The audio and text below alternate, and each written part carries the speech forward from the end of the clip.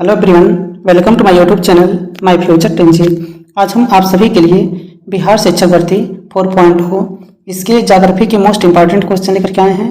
ये टोटल जो है 50 क्वेश्चन है और ये 50 क्वेश्चन जो है आपके बिहार के किसी न किसी एग्जाम में पूछे गए क्वेश्चन हैं।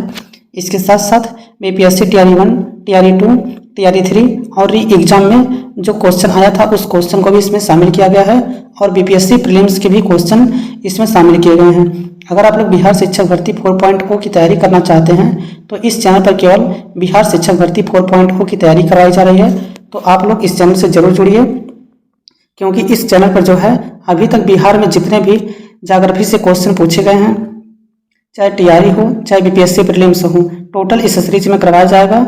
तो आप लोग इस चैनल से जुड़ करके अपनी तैयारी को अच्छे से कर सकते हैं। तो चलिए फर्स्ट क्वेश्चन देखते हैं। देखिए, दक्षिणी गोलार्ध में उत्तर आयांत किस दिन होता है?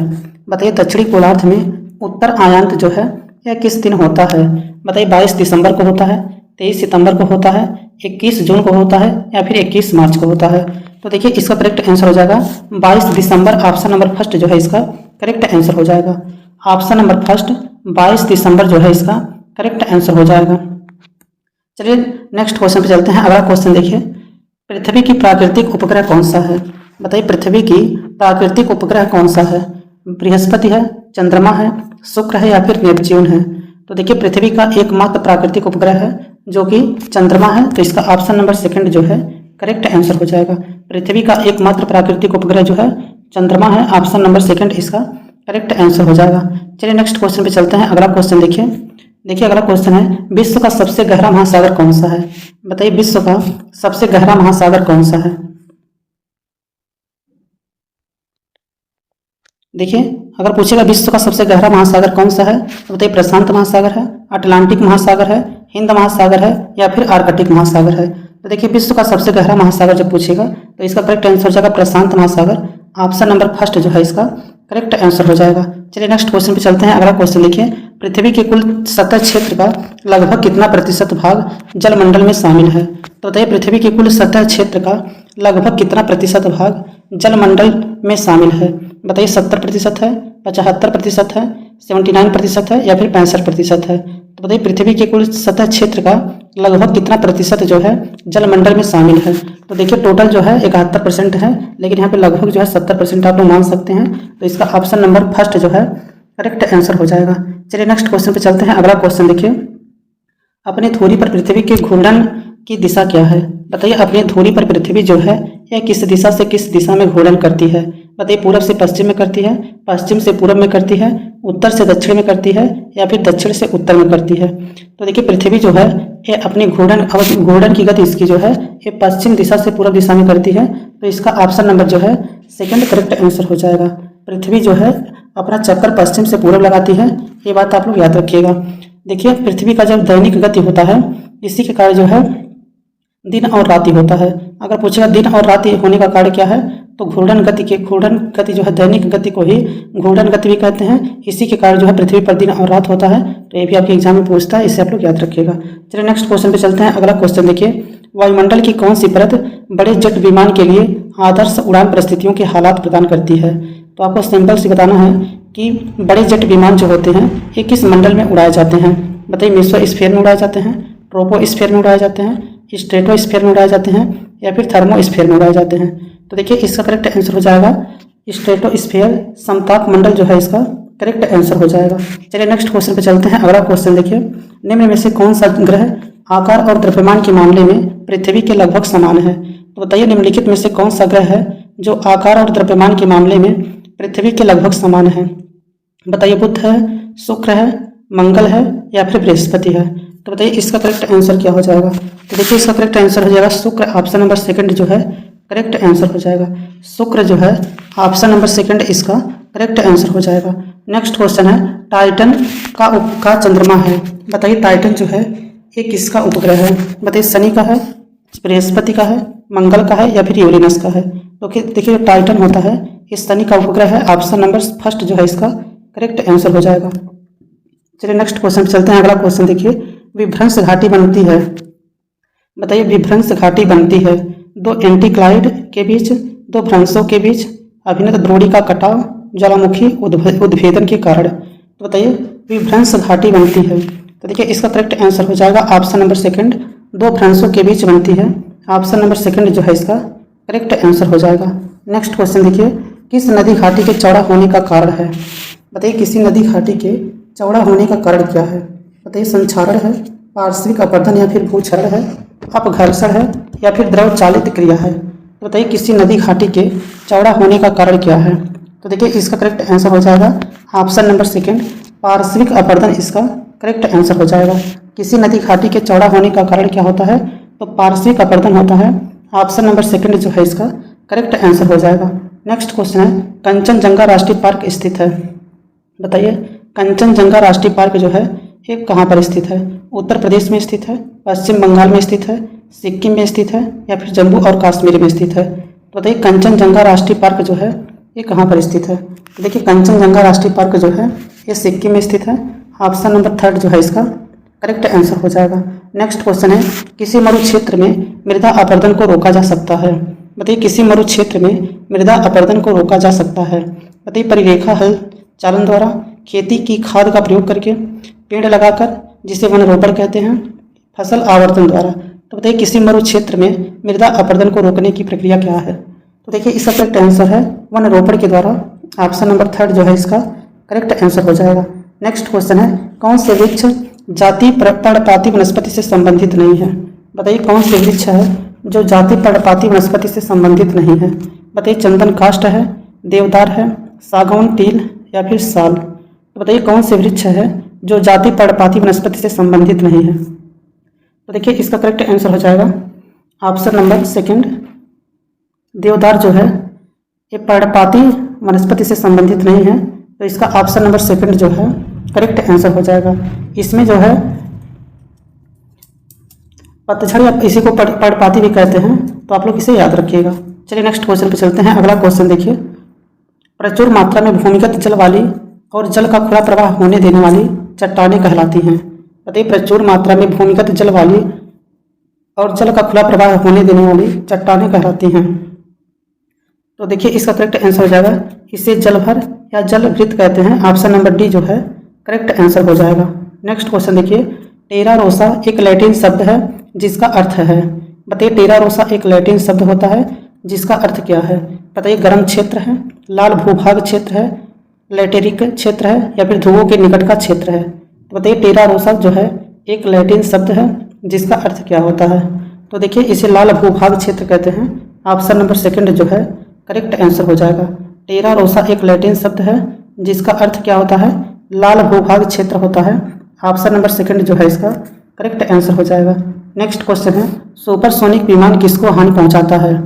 बताइए सुपरसोनिक विमान जो है किसको हानि पहुंचाता है? बताइए आयन मंडल को पहुंचाता है, क्षोभ मंडल को, बाह्य मंडल को या फिर ओजोन मंडल को। तो बताइए सुपरसोनिक विमान जो है किसको हानि पहुंचाता है? तो देखिए इसका करेक्ट आंसर हो जाएगा ओजोन मंडल को। ऑप्शन नंबर डी जो है करेक्ट आंसर हो जाएगा। सुपरसोनिक विमान जो होता है ये किसको हानि पहुंचाता है? तो ये ओजोन मंडल को पहुंचाता है। ऑप्शन नंबर डी जो है इसका करेक्ट आंसर हो जाएगा। चलिए नेक्स्ट क्वेश्चन पे चलते हैं। अगला क्वेश्चन देखिए, उच्च तापमान और वाष्पीकरण के कारण किस प्रकार की मिट्टी विकसित होती है? बताइए उच्च तापमान और वाष्पीकरण के कारण किस प्रकार की मिट्टी विकसित होती है?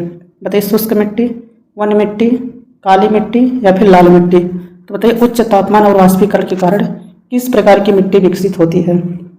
तो देखिए इसका करेक्ट आंसर हो जाएगा शुष्क मिट्टी। ऑप्शन नंबर फर्स्ट जो है करेक्ट आंसर हो जाएगा।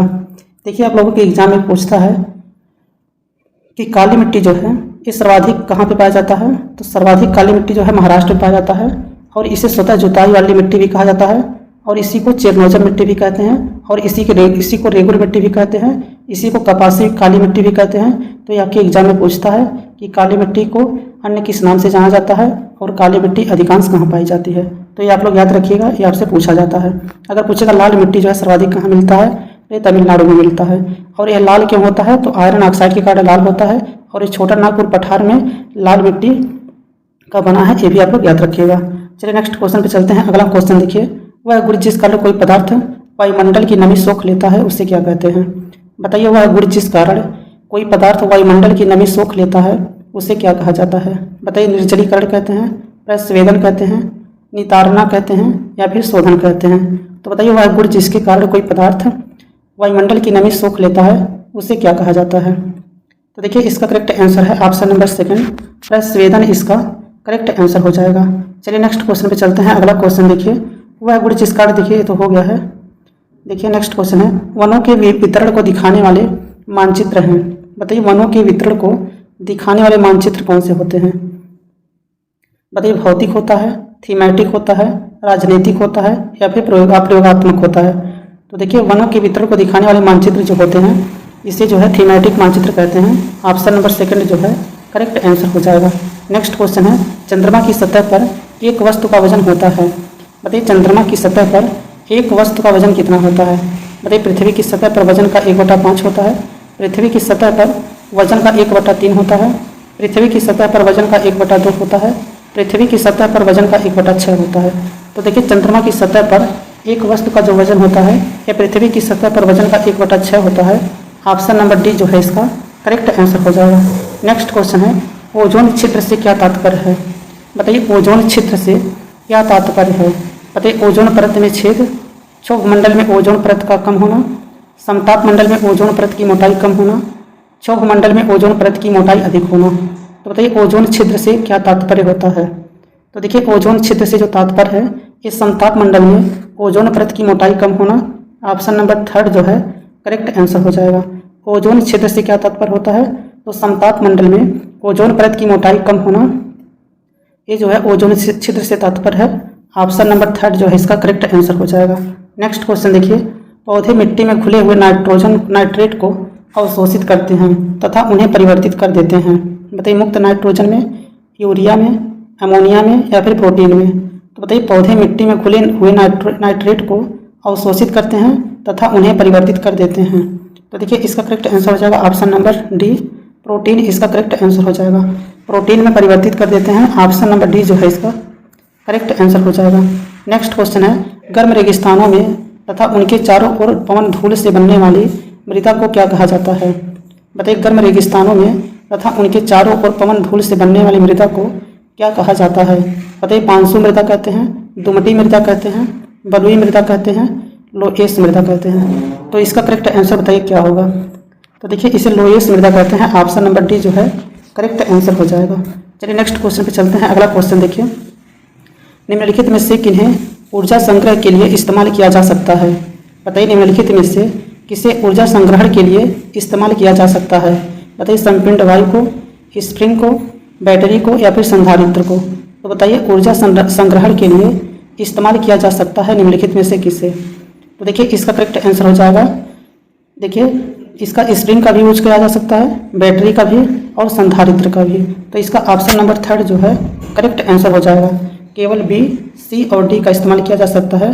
तो इसका ऑप्शन नंबर थर्ड जो है करेक्ट आंसर हो जाएगा। नेक्स्ट क्वेश्चन है, सुनहरी गोल्डन चावल है। बताइए सुनहरी गोल्डन चावल है, चीनी की पीली नदी के तट पर उगाई गई चावल की एक किस्म है। लंबे समय के उपरांत पीली आभा वाले चावल हैं। एक ट्रांसजेनिक चावल की किस्म जिसमें कैरोटीन के लिए जीन तत्व उपलब्ध हैं। चावल की एक जंगली किस्म जिसमें पीले रंग के दाने होते हैं। तो बताइए सुनहरी या गोल्डन चावल होते हैं। तो देखिए इसका करेक्ट आंसर है, एक ट्रांसजेनिक चावल की किस्म है जिसमें कैरोटीन के लिए जीन तत्व उपलब्ध हैं।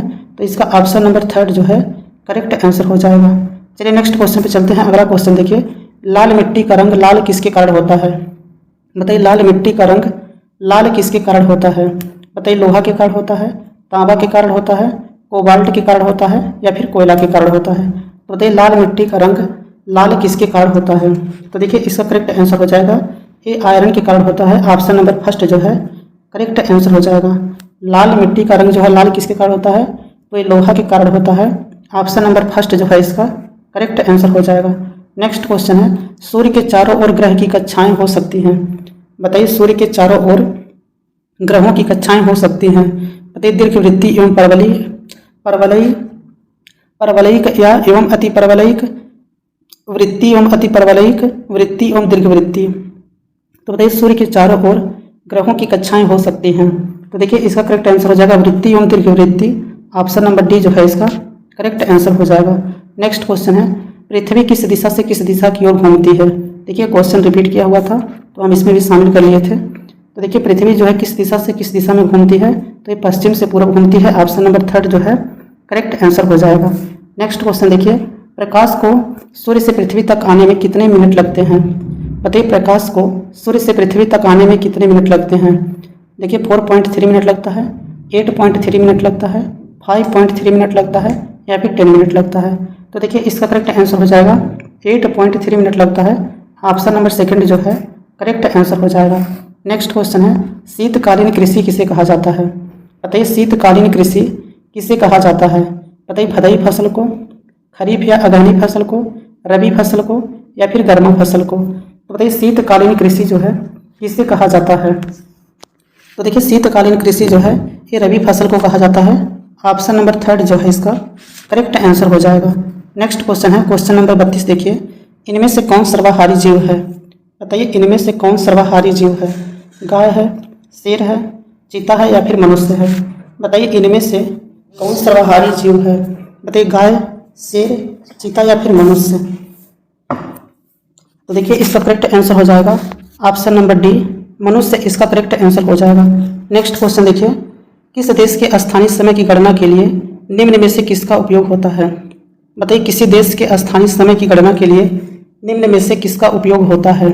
बताइए अक्षांश का, विषुवत रेखा का, देशांतर रेखा का या फिर ग्रीनविच मीन टाइम का। तो बताइए किसी देश के स्थानीय समय की गणना के लिए निम्न में से किसका उपयोग होता है? तो देखिए इसका करेक्ट आंसर हो जाएगा ग्रीनविच मीन टाइम का उपयोग होता है। ऑप्शन नंबर डी जो है करेक्ट आंसर हो जाएगा। किसी देश के स्थानीय समय की गणना के लिए निम्न में से किसका उपयोग होता है? तो ग्रीनविच मीन टाइम का उपयोग करते हैं। ऑप्शन नंबर डी जो है इसका करेक्ट आंसर हो जाएगा। चलिए नेक्स्ट क्वेश्चन पे चलते हैं। अगला क्वेश्चन देखिए, समुद्र का जल खारा क्यों होता है? बताइए समुद्र का जल जो होता है ये खारा क्यों होता है? मिट्टी घुली होती है, चूना घुला होता है, लवण घुला होता है या फिर क्षार घुला होता है? तो देखिए समुद्र का जल जो है खारा होने का कारण है कि इसमें जो है लवण घुले होते हैं। तो इसका ऑप्शन नंबर 3 जो है करेक्ट आंसर हो जाएगा। चलिए नेक्स्ट क्वेश्चन पे चलते हैं। अगला क्वेश्चन देखिए, दूरी के अनुसार सूर्य से सबसे नज़दीक ग्रह कौन है? बताइए दूरी के अनुसार सूर्य से सबसे नज़दीक ग्रह कौन सा है? बताइए बुध है, शुक्र है, पृथ्वी है या फिर मंगल है? तो बताइए दूरी के अनुसार सूर्य से सबसे नज़दीक ग्रह कौन सा है? तो देखिए इसका ऑप्शन नंबर 1 बुध जो है करेक्ट आंसर हो जाएगा। दूरी के अनुसार जो है सूर्य से सबसे नज़दीक ग्रह जो है बुध है।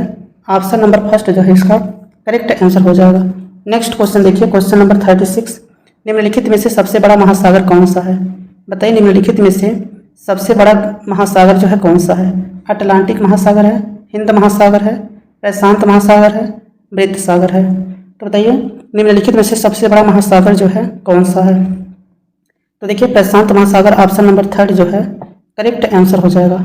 नेक्स्ट क्वेश्चन देखिए, काली मिट्टी किस फसल के लिए सबसे उपयुक्त मानी जाती है?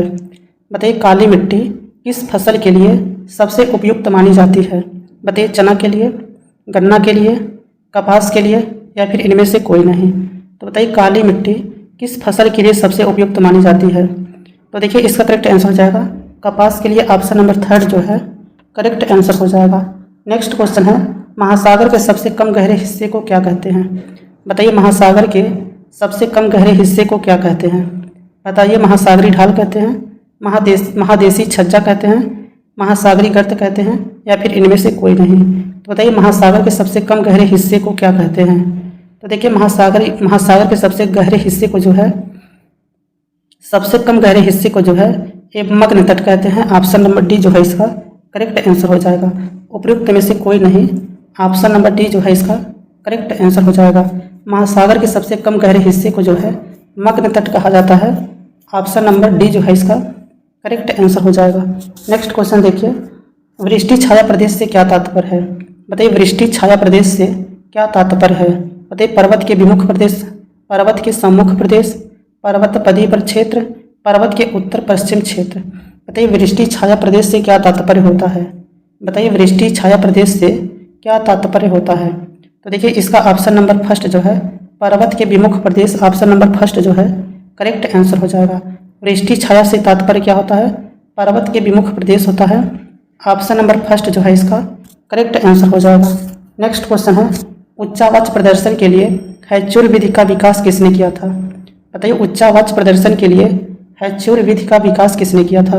बताइए, लेहमान ने किया था, गुटेनबर्ग ने किया था, गीगर ने किया था या फिर रीटर ने किया था? तो बताइए, उच्चावाच प्रदर्शन के लिए हैच्योर विधि का विकास जो है किसने किया था? तो देखिए, इसका करेक्ट आंसर हो जाएगा ऑप्शन नंबर फर्स्ट, लेहमान जो है इसका करेक्ट आंसर हो जाएगा। नेक्स्ट क्वेश्चन देखिए, अस्तर रंजन विधि के अंतर्गत मानचित्रों में नीले रंग से किस भाग को प्रदर्शित किया जाता है? बताइए, अस्तर रंजन विधि के अंतर्गत मानचित्रों में नीले रंग से किस भाग को प्रदर्शित किया जाता है? बताइए, मैदान को, पर्वत को, जल को या फिर पठार को? तो बताइए, अस्तर रंजन विधि के अंतर्गत मानचित्रों में नीले रंग को से किस भाग को प्रदर्शित किया जाता है? तो देखिए, ऑप्शन नंबर थर्ड, इसे जल से प्रदर्शित करते हैं। ऑप्शन नंबर थर्ड जो है इसका करेक्ट आंसर हो जाएगा। नेक्स्ट क्वेश्चन देखिए, पर्वतीय छायाकरण विधि में भू आकृतियों पर किस दिशा से प्रकाश डालने की कल्पना की जाती है? बताइए, पर्वतीय छायाकरण विधि में भू आकृतियों पर किस दिशा से प्रकाश डालने की कल्पना की जाती है? बताइए, उत्तर पूर्व में, उत्तर पश्चिम, पूर्व दक्षिण या फिर दक्षिण पश्चिम? तो बताइए, आप पर्वतीय छायाकरण विधि में भू आकृतियों पर किस दिशा से प्रकाश डालने की कल्पना की जाती है? तो देखिए, इसका ऑप्शन नंबर फर्स्ट जो है उत्तर पूर्व जो है करेक्ट आंसर हो जाएगा। चलिए नेक्स्ट क्वेश्चन पे चलते हैं। अगला क्वेश्चन देखिए, कोयला किस प्रकार का संसाधन है? बताइए, कोयला जो है किस प्रकार का संसाधन है? बताइए, नवीनीकरण है, अनवीनीकरण है, अजैव है या फिर जैव है? तो बताइए, कोयला जो है यह किस प्रकार का संसाधन है? तो देखिए, इसका ऑप्शन नंबर सेकंड जो है अनवीनीकरणीय, ऑप्शन नंबर सेकंड इसका करेक्ट आंसर हो जाएगा। कोयला जो है किस प्रकार का संसाधन है? तो अनवीनीकरणीय संसाधन है। ऑप्शन नंबर सेकंड जो है करेक्ट आंसर हो जाएगा। नेक्स्ट क्वेश्चन है, सौर ऊर्जा निम्न में से कौन सा संसाधन है? बताइए, सौर ऊर्जा निम्न में से कौन सा संसाधन है? बताइए, मानवकृत है, पुनः पूर्ति योग्य है, अचक्रीय है या फिर इनमें से कोई नहीं? तो बताइए, सौर ऊर्जा निम्न में से कौन सा संसाधन है? देखिए, सौर ऊर्जा जो है यह पुनः पूर्ति योग्य है। ऑप्शन नंबर सेकंड जो है करेक्ट आंसर हो जाएगा। सौर ऊर्जा जो है यह पुनः पूर्ति योग्य है, तो इसका ऑप्शन नंबर सेकंड जो है करेक्ट आंसर हो जाएगा। ग्लोबल वार्मिंग में कालांतर में निम्न में से कौन सी स्थिति उत्पन्न हो सकती है? बताइए, ग्लोबल वार्मिंग से कालांतर में निम्न में से कौन सी स्थिति उत्पन्न हो सकती है? बताइए, समुद्र के जल स्तर में वृद्धि हो सकती है, हिमनदियों के अस्तित्व पर संकट हो सकता है, नदियों में बाढ़ की स्थिति हो सकती है या फिर इनमें से सभी? तो देखिए, ग्लोबल वार्मिंग से कालांतर में निम्न में से कौन सी स्थितियां उत्पन्न हो सकती हैं? तो ये जितने दिए गए हैं सभी स्थितियां उत्पन्न हो सकती हैं, तो इसका ऑप्शन नंबर डी जो है करेक्ट आंसर हो जाएगा। चलिए नेक्स्ट क्वेश्चन पे चलते हैं। अगला क्वेश्चन देखिए, मापनी में हर व्यक्त करता है। बताइए, मापनी में हर व्यक्त करता है। बताइए, धरातल की दूरी व्यक्त करता है, मानचित्र पर की स्थिति को व्यक्त करता है, पहला और दूसरा दोनों दूरियां, इनमें से कोई नहीं? तो बताइए, मापनी में हर व्यक्त कर सकता है। तो देखिए, इसका ऑप्शन नंबर थर्ड जो है करेक्ट आंसर हो जाएगा। धरातल की दूरी और मानचित्र पर की स्थिति, ऑप्शन नंबर सेकंड जो है करेक्ट आंसर हो जाएगा। नेक्स्ट क्वेश्चन है, भूगोल में क्षेत्रीय अध्ययन है। बताइए, भूगोल में क्षेत्रीय अध्ययन है, एक विधि तंत्र है, एक मॉडल है, एक उपागम है या फिर एक सिद्धांत है? तो बताइए, भूगोल में क्षेत्रीय अध्ययन क्या होता है? बताइए, भूगोल में क्षेत्रीय अध्ययन क्या होता है? तो देखिए, यह एक उपागम है। ऑप्शन नंबर थर्ड जो है करेक्ट आंसर हो जाएगा। भूगोल में क्षेत्रीय अध्ययन को क्या कहते हैं? एक उपागम कहते हैं। ऑप्शन नंबर थर्ड जो है करेक्ट आंसर हो जाएगा।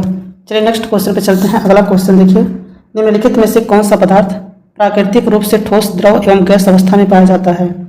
बताइए, निम्नलिखित में से कौन सा पदार्थ प्राकृतिक रूप से ठोस, द्रव एवं गैस अवस्था में पाया जाता है?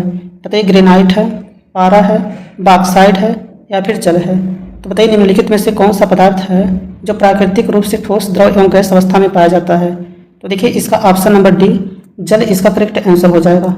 नेक्स्ट क्वेश्चन पे चलिए, संचार के लिए वायुमंडल की कौन सी परत में उपग्रह स्थापित किए जाते हैं? बताइए, संचार के लिए वायुमंडल की कौन सी परत में उपग्रह स्थापित किए जाते हैं? बताइए, समताप मंडल में, क्षोभ मंडल में, क्षोभ सीमा या फिर आयन मंडल? तो बताइए, संचार के किस वायुमंडल की कौन सी परत में उपग्रह स्थापित किए जाते हैं? तो देखिए, इसका करेक्ट आंसर हो जाएगा ऑप्शन नंबर डी, आयन मंडल इसका करेक्ट आंसर हो जाएगा। चलिए नेक्स्ट क्वेश्चन पे चलते हैं। अगला क्वेश्चन देखिए, विश्व का सबसे गहरा महासागर है। बताइए, विश्व का सबसे गहरा महासागर निम्नलिखित में से कौन सा है? बताइए, अटलांटिक महासागर है, आर्कटिक महासागर है, हिंद महासागर है या फिर प्रशांत महासागर है? तो बताइए विश्व का सबसे गहरा महासागर कौन सा है? बताइए विश्व का सबसे गहरा महासागर निम्नलिखित में से कौन सा है? तो देखिए प्रशांत महासागर, ऑप्शन नंबर डी जो है इसका करेक्ट आंसर हो जाएगा। विश्व का सबसे गहरा महासागर जो है कौन सा है? तो ये प्रशांत महासागर है। ऑप्शन नंबर डी जो है इसका करेक्ट आंसर हो जाएगा।